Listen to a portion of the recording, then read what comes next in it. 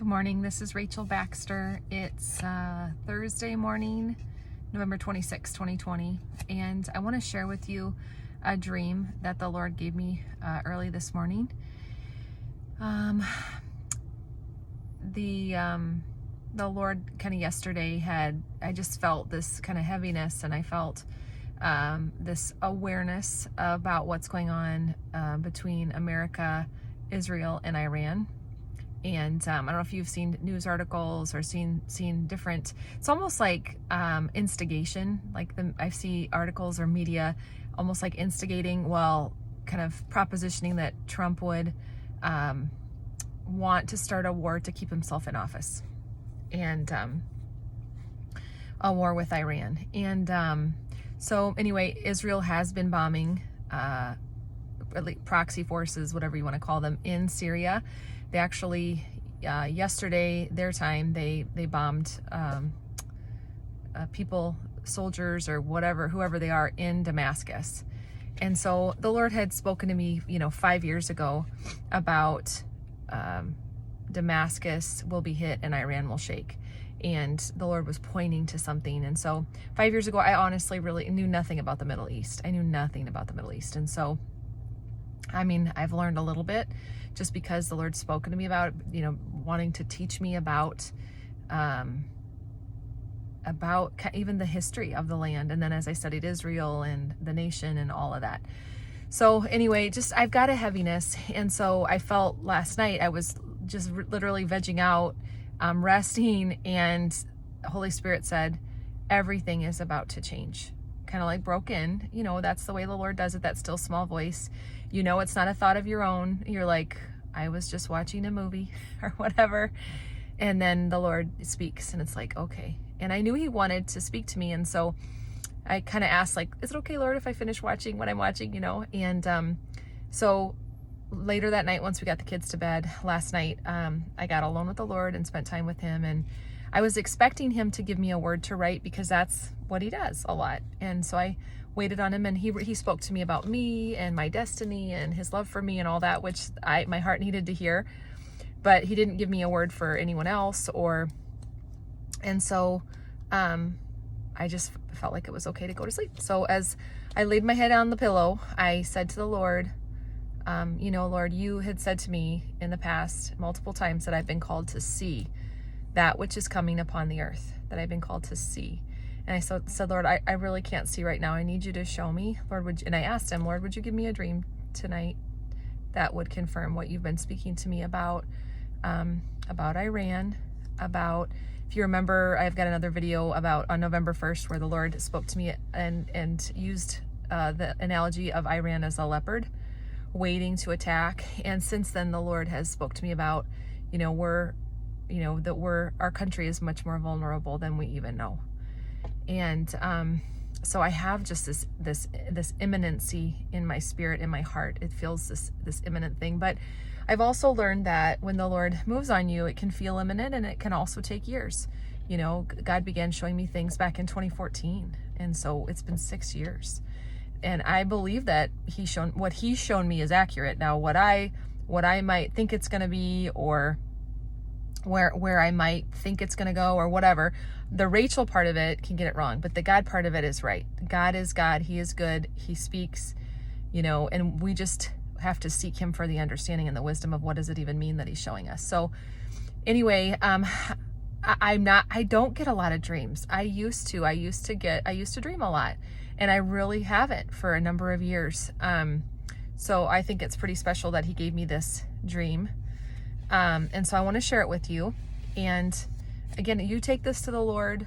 I don't know the timing of it. It can feel imminent, but I don't know the timing of it. It does seem like with the things going on in our world, the end of 2020, the pandemic, the failed election, just the division in our country between people, between families. The chaos, the discord, all of it. It's Thanksgiving, and I do have joy in my heart despite these difficult things, because I know where my joy comes from. It comes from the Lord alone. The Lord had told me years ago, Rachel, you're going to have joy in all circumstances. And so that has to be him. So even no matter how bad it gets or what shakes or whatever, my joy comes from him, and I'm grounded and rooted in him, and that's his heart for all of us. So, okay. So without further ado, I'm going to share this with you. So I'll just read it, because then I won't miss anything. Okay. And I actually woke this morning and I just kind of spoke it into the phone, and then I recorded it from there. I've written it down. In the dream, I was in an industrial area in our country, in a city that I don't know what city it is, but I'll talk about that after the dream. So at first I was walking between buildings. They were all white metal buildings with gray metal roofs. So it just felt like a very industrial area. An event had just happened.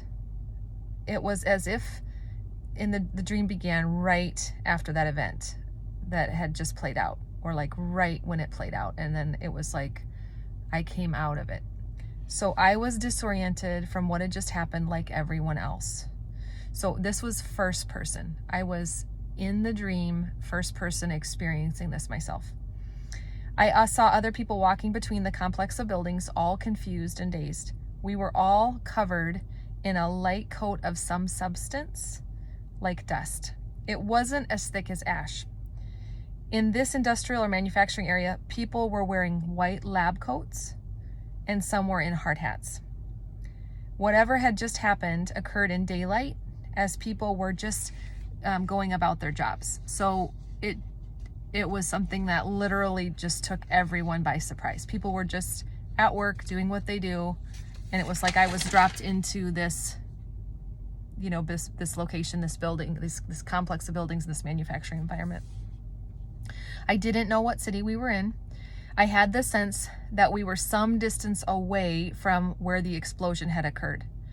I knew we were not at the epicenter. We were miles away from the location of the explosion. And I remember a point in the dream where I could look and see smoke coming up, but it was after the fact. And it was some distance away.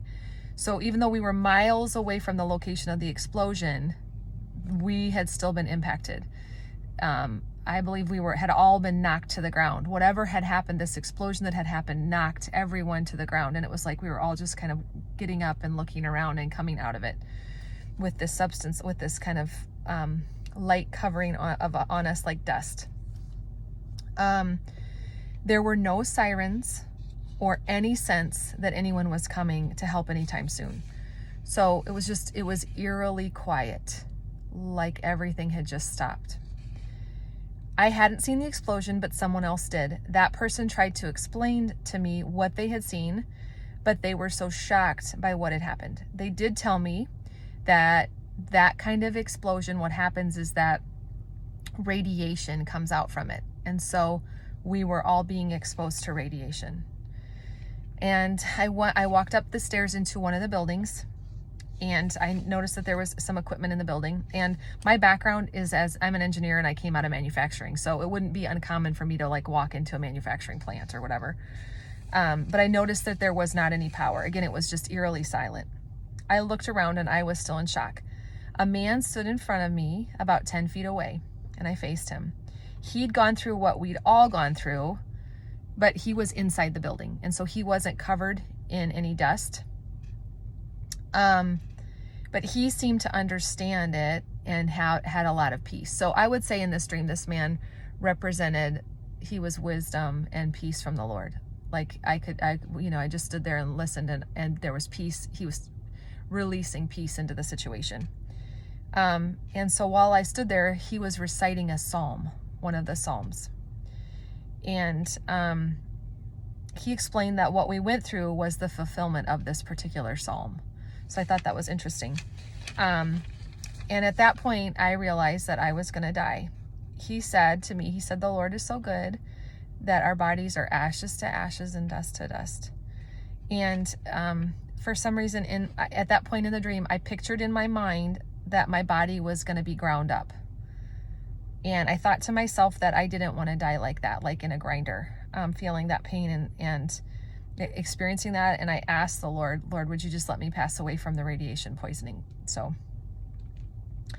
I knew that when I died, that I would be okay, because I was going to go to be with the Lord eternally. So I had peace. There was comfort in that. There was comfort in knowing that. And so that was the dream. So to summarize, there was an attack that had happened in one of our American cities. It was in the daytime. It was not something we were expecting. People were just at work doing what they do. There was an explosion that happened, and whatever kind of explosion it was, it emitted radiation that was killing thousands. So in that one location, in that one city, I had the sense that there were going to be thousands and thousands that died from the actual explosion itself, the epicenter of that, and then the radiation that went out from it for how many ever miles, and so the fallout from the blast. And so that was the dream that I had. So to back up a little bit, I'll just share with you. So again, yesterday, all day, I felt like this sense of Iran, just really, the Lord really pointing me to Iran. And I didn't search it out. I really was at rest yesterday, enjoying my family as we prepared for today, for Thanksgiving. And, but there were some articles about Iran and just what's going on with Israel. So I was thinking about that. And, so I encourage you to go back and watch the video that I made from November 1st, where the Lord talks to me about Iran and then China and Russia and their partnership in that. But even before that, back in 2015, the Lord had spoken to me and said two things, actually. One was about when he said Damascus will be hit and Iran will shake. In that, he said, when you see that thing that is out of place that makes your stomach turn sour. So he used these particular words, your stomach turning sour. And so what I've been doing yesterday was I was looking at different words the Lord had given me, because for me, it's all just been a puzzle. And that's how the Lord knows my mind works like that. He's given me all these different nuggets at different times. So it's like a puzzle being put together. So he's talked to me about Iran. He's talked to me about Damascus being hit. He's talked to me about an event will occur that will begin World War III without question. Let no more false flags confound you. He said, look to Miami, San Francisco, and Chicago.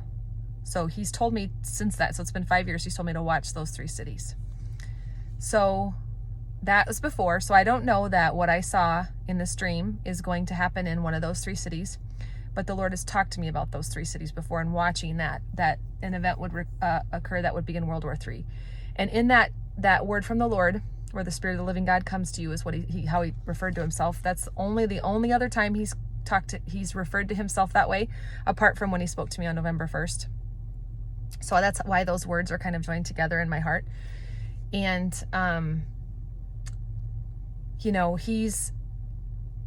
I just believe that he is warning us, and he wants us to be prepared that when whatever's been planned, and he's told me about, these things that are planned for years, and they're planned by wicked men who've partnered, who've already sold their souls to the enemy, right? And so there's a plan that's going to play out. So at a very high level, what I want to share with you is just that in my heart of hearts, we've been chosen to live at this time before Jesus returns. We don't know how many years that we have left. I do believe it's years. I don't believe it's days. I believe it's years. There is the tribulation. The Lord's had me read Revelations and study the book of Revelations for years. There's a lot that I believe that will happen because the Lord's word does not, won't return void. And so he said, these are the things that are going to happen, and we can expect that they would happen. And so anyway, I think there's a number of years. When the tribulation begins, I don't know. But the thing that I guess my understanding in my heart is that there will be a one world government, a one world religion, a one world economy. That is coming. In order for that to come, our country, America, and all of the countries must fall. And so our country is just one building block. And the Lord did say to me years ago that our country, one of the last of the superpower countries, will be the first to fall. So he told me that. And so I just trust him and I believe him. So our country, he said that in another experience, he said that America, Jesus said to me after I had another dream, he explained it. Jesus came and interpreted the dream, and he said, sorry, my nose is super itchy. He said that what will happen will result in America losing face. We're going to face much mockery.